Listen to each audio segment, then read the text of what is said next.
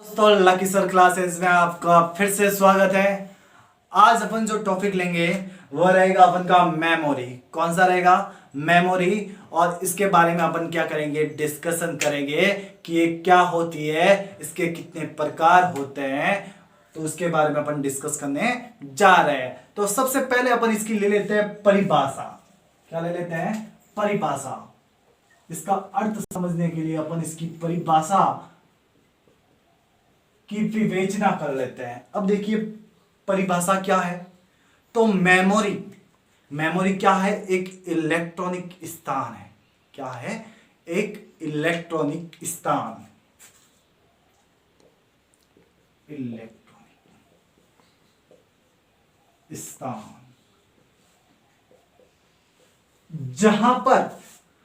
जहां पर जो डाटा होता है, हमारी जो इंफॉर्मेशन होती है, हमारे जो तथ्य होते हैं, उनको क्या किया जाता है? स्टोर किया जाता है। तो हमारी जो सूचनाएं होती है या फिर डाटा होता है या फिर कह सकते हो जो तथ्य होते हैं, उनको क्या किया जाता है? उनको प्रत्यक्ष या फिर अप्रत्यक्ष रूप से क्या किया जाता है? स्टोर किया जाता है। स्टोर किया जाता है। क्या किया जाता है? स्टोर किया जाता है। तो समझ में आ गया इसकी परिभाषा। तो मेमोरी एक इलेक्ट्रॉनिक स्थान है जहां पे सूचना, डाटा, तथ्य को क्या रखा जाता है? स्टोर किया जाता है। और वो प्रत्यक्ष रूप में भी स्टोर कर सकते हैं और अप्रत्यक्ष रूप में भी स्टोर कर सकते हैं। तो ये इसकी परिभाषा बन गई। और जब भी आवश्यकता पड़ती है, जब भी क्या पड़ती है? आवश्यकता पड़ती है। क्या पड़ती है? आवश्यकता पड़ती है। ये अपन को तत्काल उसको उपलब्ध करवाती है। तो परिभाषा क्लियर हो जाती है कि एक इलेक्ट्रॉनिक स्थान है जहां पर सूचना, डाटा, तथ्यों को प्रत्यक्ष या अप्रत्यक्ष रूप से स्टोर किया जाता है और आवश्यकता पड़ने पर तुरंत अपन को उपलब्ध करवा देता है। तो ऐसे स्थान को अपन क्या कहेंगे? मेमोरी। क्या कहेंगे? मेमोरी।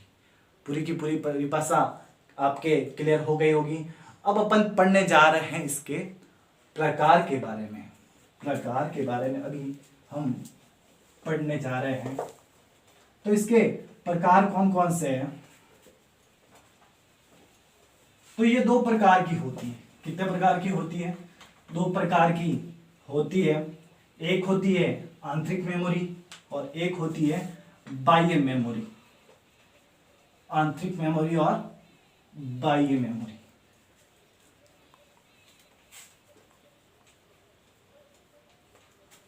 दो प्रकार की होती है। यानी इसके मैं क्या पढ़ा रहा हूं आपको? टाइप्स। पहला कौन सा है? आंतरिक मेमोरी। दूसरा कौन सा है? बाह्य मेमोरी। कौन सा? बाह्य मेमोरी। जिसको देखिएगा, इसके और नाम बता देता हूं। आंतरिक मेमोरी को अपन कहते हैं प्राइमरी मेमोरी। क्या बोलते हैं अपन? Primary memory. या फिर कह सकते हैं इंटरनल मेमोरी। तो ये प्राइमरी मेमोरी या फिर आंतरिक मेमोरी होती है। और दूसरी बाह्य मेमोरी, तो इसको अपन बोलते हैं सेकेंडरी मेमोरी। क्या बोलेंगे? सेकेंडरी मेमोरी बोलते हैं। आज जो अपन डिस्कशन करेंगे वह केवल आंतरिक मेमोरी को डिस्कस करेंगे। क्या करेंगे? आंतरिक मेमोरी को डिस्कस करेंगे। तो देखिएगा, आंतरिक मेमोरी वह होती है जो कंप्यूटर के अंदर लगी होती है। कहां पे लगी होती है? कंप्यूटर के अंदर। कंप्यूटर के अंदर लगी होती है। जबकि बाह्य मेमोरी होती है, वह कंप्यूटर के अंदर नहीं होती है, बल्कि उसको अलग से क्या कर दिया जाता है? ऐड करना पड़ता है। अलग से क्या करना पड़ता है? अपन को ऐड करना पड़ता है। तो ये अब आपका अर्थ इसका भी समझ में आ गया होगा। आज अपन डिस्कशन करने जा रहे हैं केवल और केवल इंटरनल मेमोरी। कौन सी मेमोरी? इंटरनल मेमोरी डिस्कस करने जा रहे हैं। और इंटरनल मेमोरी क्या होती है? तो इंटरनल मेमोरी दो प्रकार की होती है। कितने प्रकार की होती है? दो प्रकार की। एक होती है वॉलेटाइल मेमोरी और एक होती है नॉन वॉलेटाइल मेमोरी।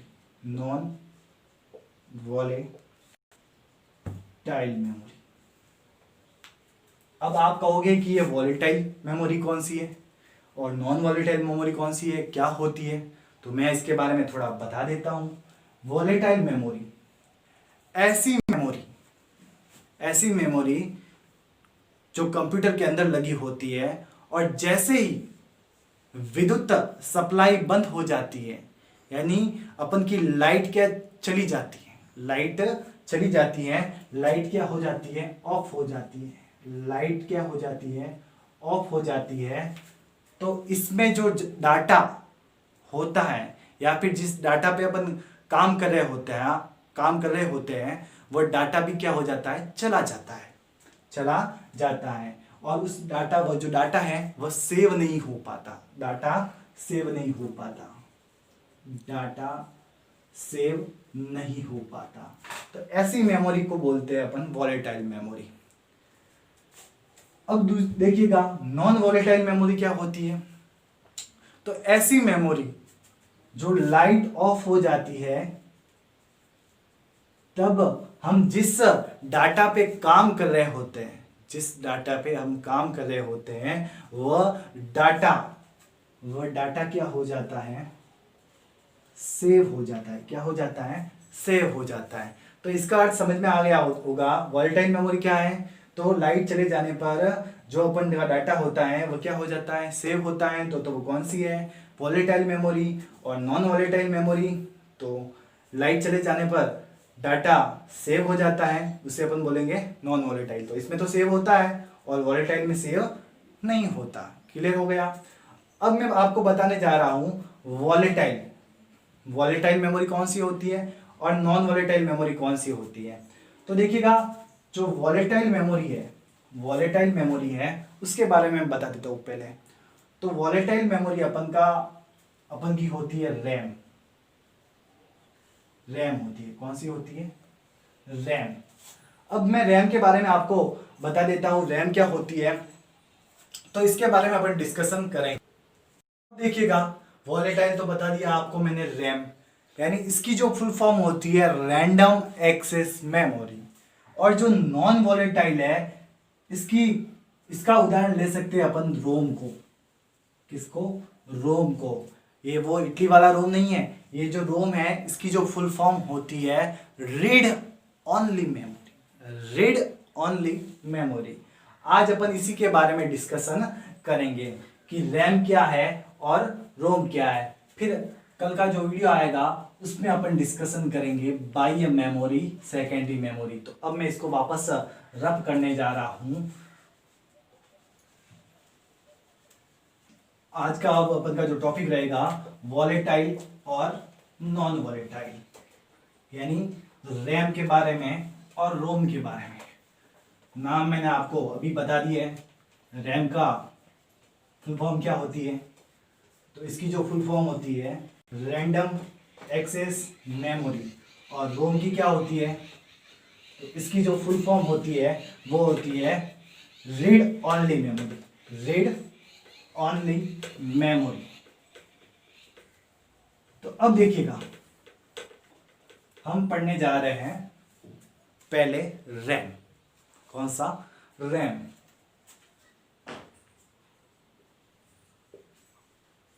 यानी इसकी फुल फॉर्म बता दी रैंडम एक्सेस मेमोरी। ये क्या होती है? ये एक कह सकते हैं कि वॉलेटाइल मेमोरी होती है। कैसी होती है? वॉलेटाइल मेमोरी होती है।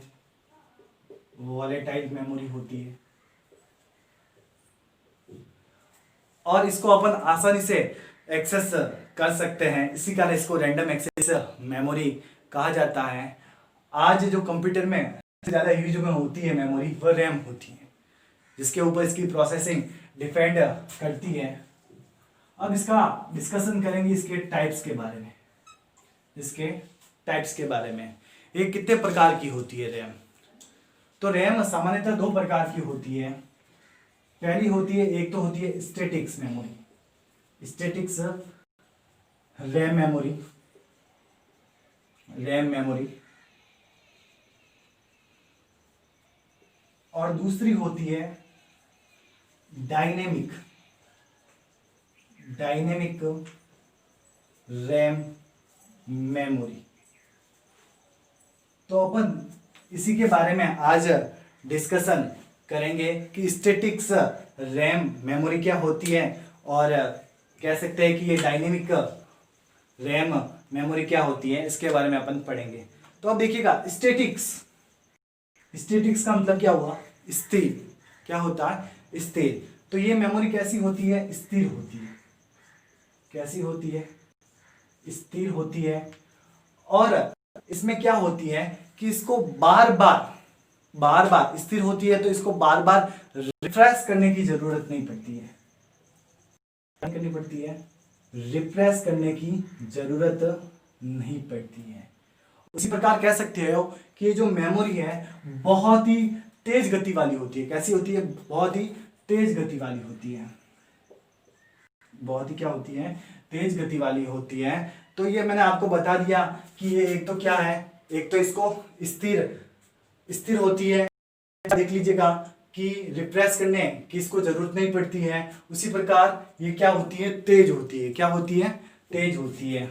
और अगर बात करें अपन, तो इसमें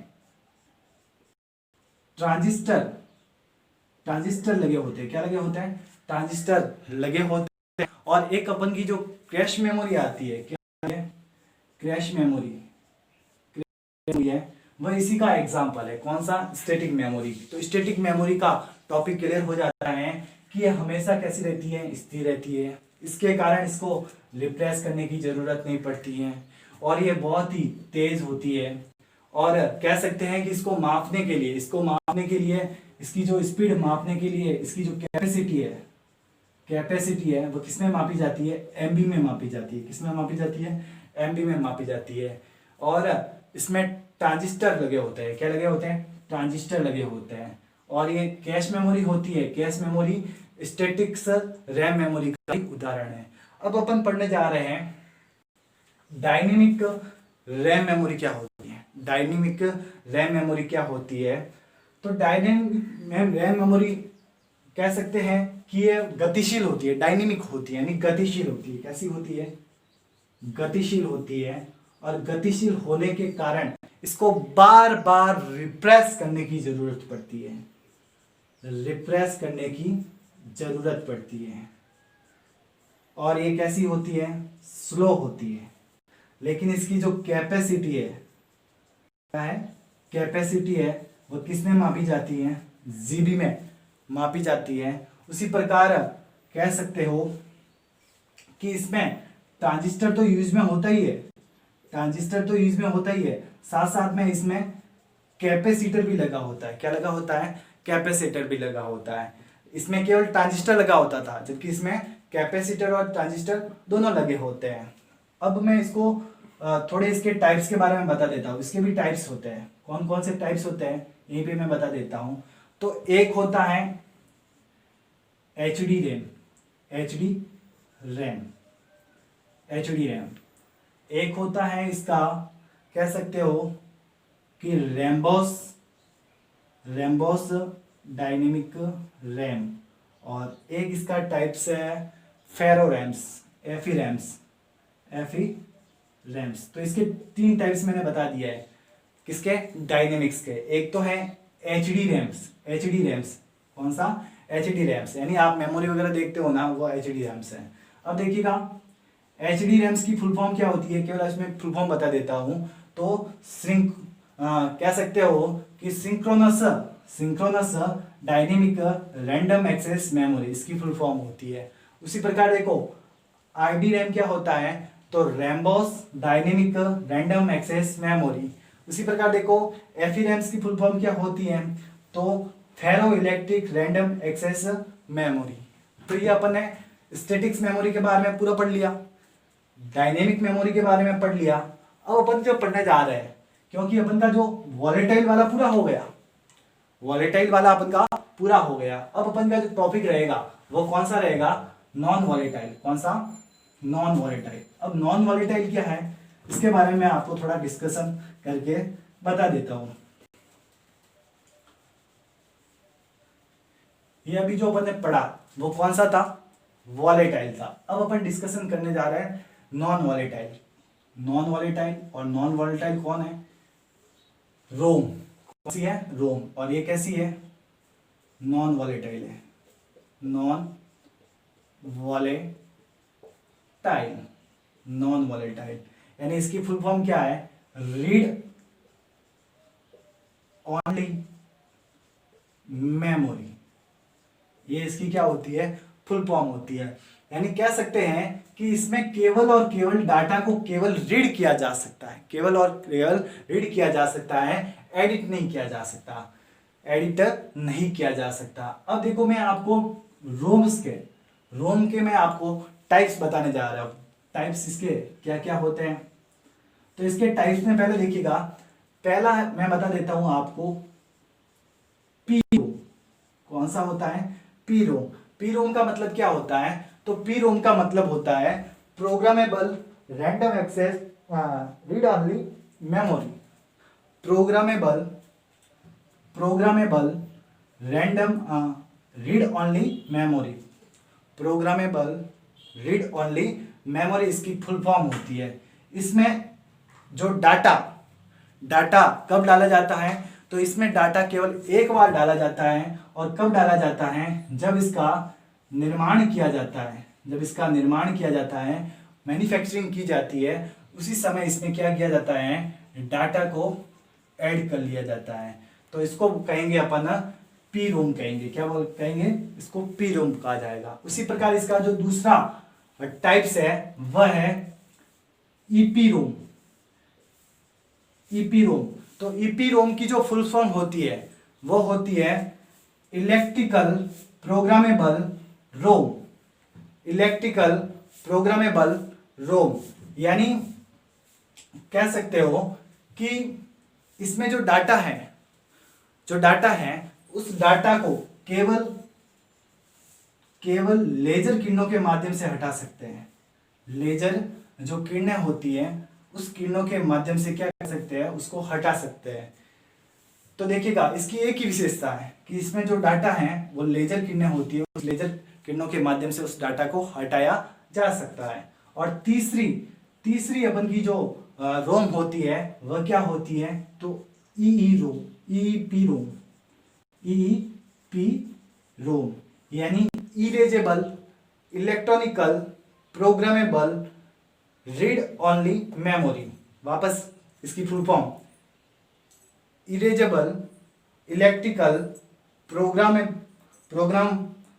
रैंडम रीड ओनली मेमोरी। यानी इसमें जो डाटा है उस डाटा को अपन इलेक्ट्रिक रूप से अपन क्या कर सकते हैं, इरेज कर सकते हैं।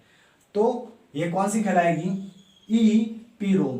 अपन की जो पेन ड्राइव है या फिर कह सकते हो कि जो फ्लैश मेमोरी है वह इसी के उदाहरण है, किसके, ईपी रोम के। तो अब देखिएगा टाइप इसके हो गए, रोम के टाइप्स कौन हो गए, एक तो पी रोम, इसमें डाटा किस समय डाला जाता है, केवल निर्माण के समय में। दूसरा अपन ने बता दिया ईपी रोम, यानी कह सकते हैं कि इलेक्ट्रिकल प्रोग्रामेबल रोम। तो इसमें डाटा किसके माध्यम से हटाया जाता है, लेजर किरणों के माध्यम से हटाया जाता है। जबकि ईपी रोम में डाटा किस तरह हटाया जाता है, तो इसमें इलेक्ट्रिकल रूप से हटाया जाता है, इलेक्ट्रिकल रूप से हटाया जाता है। पेन ड्राइव है या फिर फ्लैश मेमोरी है, इसके उदाहरण है। तो ये आज अपन ने पूरा रैम के बारे में, रोम के बारे में, वॉलेटाइल नॉन वॉलेटाइल के बारे में डिस्कस कर लिया। और इससे अपन का जो मेमोरी वाला प्राइमरी मेमोरी का जो टॉपिक था वो क्लियर हो जाता है। तो अगले वीडियो में अपन पढ़ेंगे सेकेंडरी मेमोरी के बारे में। धन्यवाद।